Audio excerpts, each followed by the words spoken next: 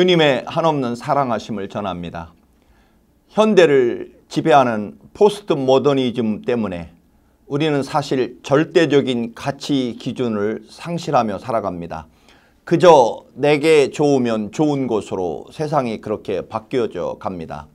늘 말씀을 드립니다만 절대적인 믿음과 삶의 원리가 사라졌다는 것입니다. 특히 방송과 신문 잡지 그리고 인터넷까지 최근에는 스마트폰까지 더해져서 더 이상 무엇이 옳고 그른지 분별하기 어려운 시대를 살아갑니다. 때문에 예수 그리스도와 성경이 우리에게 주어졌다는 것만큼 여전히 우리에게 큰 축복은 없습니다. 성경은 우리 모든 지식의 시작입니다. 성경은 하나님의 마음, 하나님의 뜻, 하나님의 사랑을 알 수 있는 도구입니다.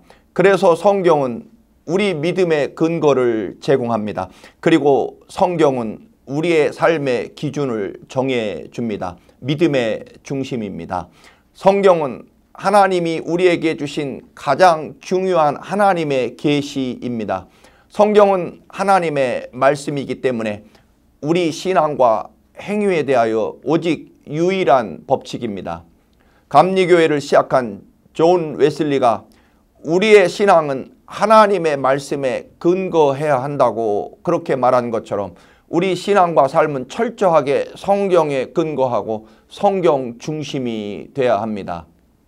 거울은 먼저 생긴 그대로의 모습을 비추어 줄 것입니다. 즉 실상을 비추어 줍니다. 여기에 근거해서 거울은 먼저 웃지 않는다라는 말이 있습니다. 내가 먼저 웃어야 거울도 웃는 모습을 보여줍니다. 거울은 먼저 울지 않는다고 합니다. 내가 울면 거울도 웁니다. 거울은 먼저 화내지 않습니다. 내가 화를 내야만 거울 속에 나도 화를 낼 것입니다. 놀라운 진리입니다. 우리에게는 신령한 거울이 있습니다. 예수님이 우리에게 거울이 되십니다. 그리고 또한 성경 말씀이 우리의 삶의 거울입니다. 이 거울을 여러분에게 말씀드리고자 합니다.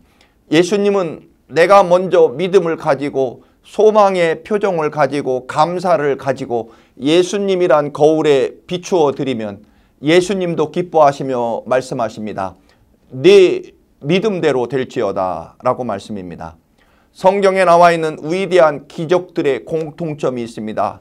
꼭 예수께 나가려고 하면 방해하는 상처를 주는 사람들이 예수님께 가는 길을 막는 것입니다. 그래서 삭개오는 동네 앞으로 달려가서 돌 무화과나무 꼭대기 위로 올라갑니다. 4명의 친구들이 중풍병자 친구를 침상에 메고 예수님 계신 집까지 갔지만 사람들이 이미 집 마당까지 꽉 차 있었습니다. 그래서 4명의 친구들은 지붕 위로 올라가서 지붕을 뜯어내고 침상을 통째로 달아내렸습니다. 예수님께 여러분의 모습이 이렇게 비추어지기를 축원합니다. 여러분, 거울은 먼저 웃지 않습니다. 아마 발전시킨다면 성경도 먼저 웃지 않습니다. 먼저 열매를 주고 기쁨을 주는 것이 아닙니다. 우리가 먼저 믿음으로 하나님의 약속인 성경을 믿고 기쁨으로 하나님의 말씀인 성경을 대해야 성경도 우리에게 축복의 웃음을 웃어준다는 것입니다. 이사야 40장 8절에서 말씀합니다. 풀은 마르고 꽃은 시드나 우리 하나님의 말씀은 영영이 서리라. 세상에 성경 외에 영원한 힘을 생명을 주는 것이 무엇이 있습니까?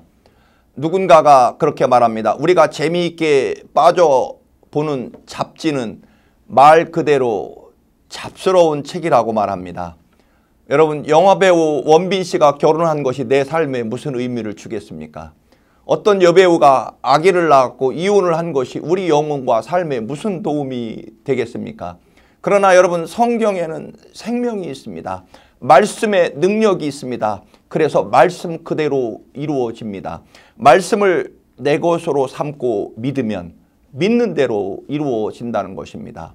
지금은 빵집이 동네마다 최고급으로 꾸며져 있지만 80년대까지만 해도 빵집은 그저 단팥빵이나 곰보빵을 팔거나 아니면 큰 도시에는 유명 메이커 체인점으로 있는 정도였습니다.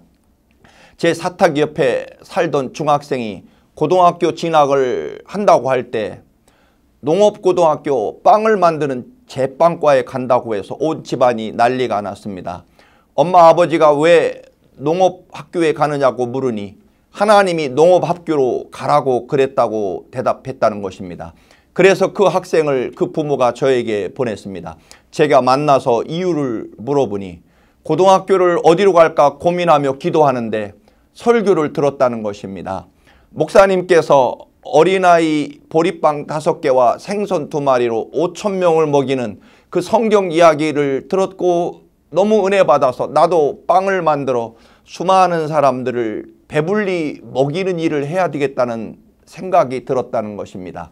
결국 아이는 공주 농업학교 제빵과에 진학을 했고 졸업 후에 경험을 쌓았다가 군을 제대한 후에 시내에 처음으로 프레시 오븐이라는 타이틀을 가지고 빵집을 차렸습니다.